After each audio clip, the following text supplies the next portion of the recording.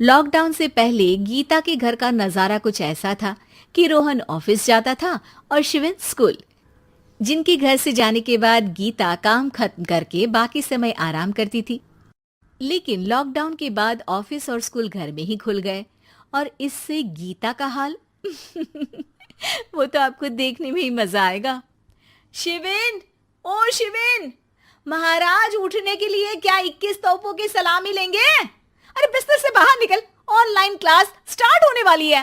अरे तुम भी हद करती हो, स्पीकर की तरह चिल्लाने की क्या जरूरत है? दिख नहीं रहा मेरी कॉन्फ्रेंस चल रही है। अब कैमरा और स्पीकर ऑन कर रहा हूं, मुझे कोई शोर नहीं चाहिए। इस पर जैसे ही रोहन लैपटॉप का कैमरा और स्पीकर ऑन करता है, तभी कुकर की सीटी बजती है। करा लो अब इसे चुप। लॉकडाउन नहीं हुआ, मेरी मौत का फरमान जारी हो गया। दोनों बाप बेटे ने नाक में दम किया हुआ है। ऐसा बोलकर गीता वहां से शिविन के कमरे में पहुंच जाती है, जहां शिविन अभी भी सो रहा होता है। ओ आलसी, अब अगर 5 मिनट में नहीं उठाना तो आज तेरा गेम और यूट्यूब कैंसिल। माँ की बात सुनकर शिविन बिना 1 मिनट गंवाए उठ खड़ा होता है। उठ गया, अभी नहाकर भी आता हूँ। ये नाटक कहीं और, मुंह पर गीला कपड़ा मार और पढ़ने बैठ। शिविन की ऑनलाइन क्लास स्टार्ट हो जाती है, जिस पर गीता उसे वहां बिठाकर रसोई में चली जाती है। थोड़ी देर में उसे कमरे से कुछ आवाज सुनाई देती है, जिसे सुनकर वो कमरे में वापस आती है। हाय राम, तुझे क्लास अटेंड करने के लिए बोला था, कैमरा ऑफ करके बिस्तर पर नाचने के लिए नहीं बोला था। मम्मी मुझे कुछ समझ नहीं आ रहा, आप बाद में पढ़ा देना ना। वैसे भी अटेंडेंस तो लगी गई है। हाँ हाँ बेटा, जरूर बन जा। तू अभी से हम सबका बाप बन जा। अरे नहीं मतलब कहाँ से लाते हो इतना दिमाग, और पढ़ाई करते हुए ये चला कहाँ जाता है? नाइस क्वेश्चन, दिमाग से पूछकर बता दूंगा।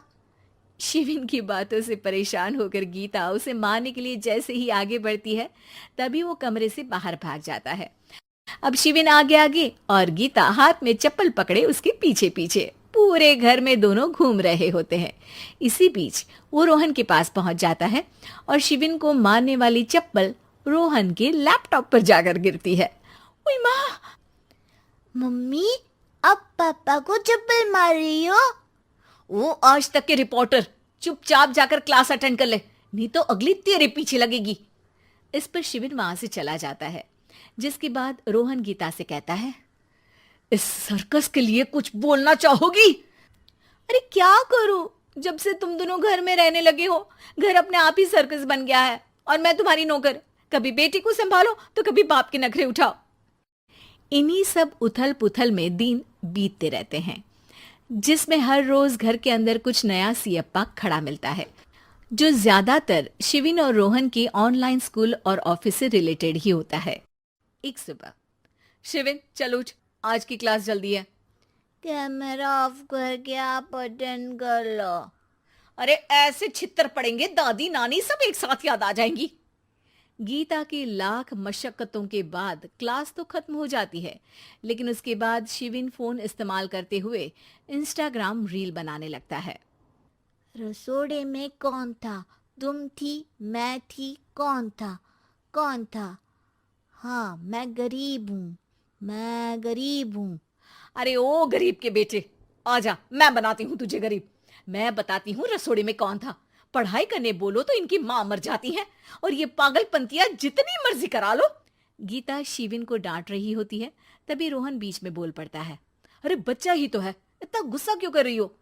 बेटे का साथ देने की इसी एक कोशिश में अब शिविन के साथ साथ रोहन भी गीता के गुस्से की सूली पर चढ़ जाता है। अगर बेटे पर इतना ही प्यार आ रहा है तो इसे क्लास अटेंड क्यों नहीं कराते, इसका होमवर्क क्यों नहीं कराते? उस समय तो बहुत जल्दी मीटिंग आ जाती है, वो काम मैं करूं और यहाँ इस बेफिजुली की चीज में तरफदारी करके बन जाओ महान। हे भगवान, कोई तो इनके ऑफिस और स्कूल खुलवाओ, मैं इन्हें और घर में नहीं सह सकती। अरे कुछ और मांग लेती, क्योंकि तुम्हारी ये विश इस साल तो पूरी होने से रही, कोरोना। हाय नास पिटे ने जिंदगी ही बर्बाद कर दी। खाए कोई पचाए कोई, कल मुझे चुन चुन कर सबको मेरी बद्दुआ लगेगी। उन्होंने दुनिया का और इन बाप बेटे दोनों ने मेरा जीना मुश्किल कर दिया।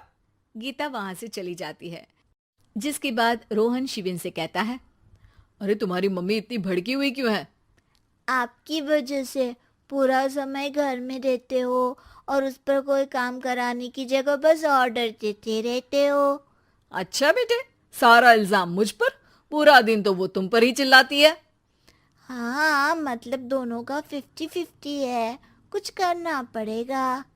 वो कहते ना, make the best out of worst. I have an idea. वैसे तुम्हारी माँ सही कहती है, बहुत जुबान चलाने लगे हो, कम बोला करो। अगली सुबह रोहन और शिविन अपनी गलती को सुधारने के लिए गीता के उठने से पहले घर का आधा काम खत्म कर देते हैं, जिसे देखकर गीता खुश हो जाती है और फिर बाकी बचा काम वो तीनों मिलकर पूरा कर लेते हैं। जिसके बाद अब वो सब मिल बांट कर हर काम में एक दूसरे की मदद करते हुए लॉकडाउन का मजा लेने लगते हैं।